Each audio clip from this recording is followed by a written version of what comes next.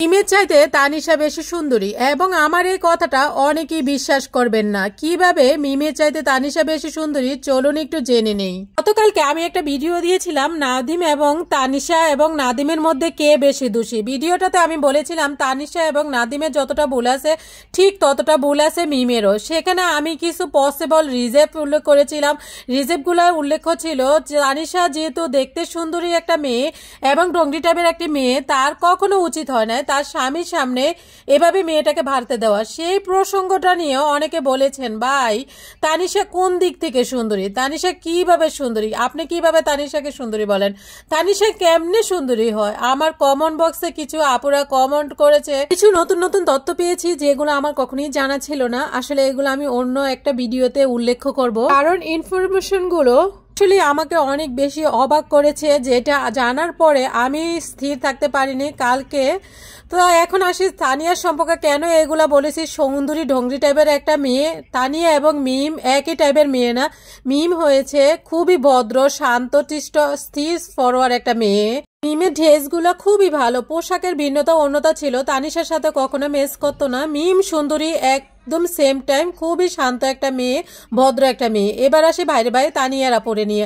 তানিয়া তো আনমেরিজ একটা মেয়ে, থাকতো বান্ধবীর বাসায়, বান্ধবীর জামাইকে পটাইতে হবে তাই না, সে তাই কি করতো বান্ধবী যেভাবে পড়তো সে উল্টাটা পড়তো, সে সালোয়ার কামিজ পরতো, সে বকেও কোনো ওড়না থাকতো না, সে সবসময় ওয়েস্ট টাইম পরতো। ওয়েস্ট টাইমে আমি বলবো না খারাপ, সাময়িকভাবে একজন হচ্ছে বউ আরেকজন হচ্ছে বান্ধবী, সমানভাবে একই বাসায় থাকতেছে, একজনের আচরণ আরেকজনের আচরণ আরেক রকম। হাতকে এভাবে নাড়াতো, চোখকে নাড়াতো, সারাক্ষণ সেজে গুজে থাকে, ঢং করে কথা বলে। তখন যেই কোনো ছেলে বিলিভ নন যে আপনারা বলেন অতিরিক্ত মিম বিশ্বাস করেছে, কিন্তু যেই কোনো ছেলে এই টাইপের মেয়ের সামনে যদি থাকে সে ইজিলি হচ্ছে বোর হয়ে যাবে।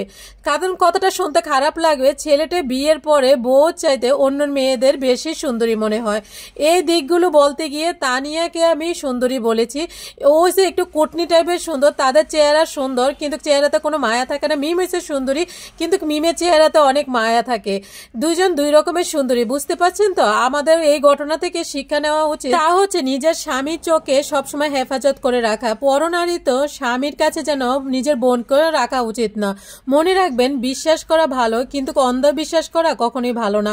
আশা করি ভিডিওটা ভালো লাগছে, আপনাদের কনফিউশন দূর হয়েছে। অবশ্যই মিম তানিশা নাদিমের কথা বলতে বলতে আমার রান্নাবান্নাই শেষ হয়ে গেল। আসলে আমি ঢালটা বাগার দিতেছি। আসলে ঢাল যেভাবে বাগার দেন কেন এইভাবে বাগার দেওয়ার ভিতরে একটা শান্তি আছে। কিসের শান্তি বলেন তো, কারণ যে তেলটা কড়াইয়ের ভিতরে থাকে এই তেলটা সম্পূর্ণ কড়াইয়ের মানে ঢালের ভিতরে প্রবেশ করে। আমার কাছে কি যে ভালো লাগে, খেতে বসছে অনেক মজা হয়েছে। আজকের ভিডিওটা এই পর্যন্ত, কি ভালো লাগলে একটা লাইক শেয়ার করে কমেন্ট করে পাশে থাকবেন। আল্লাহ হাফেজ।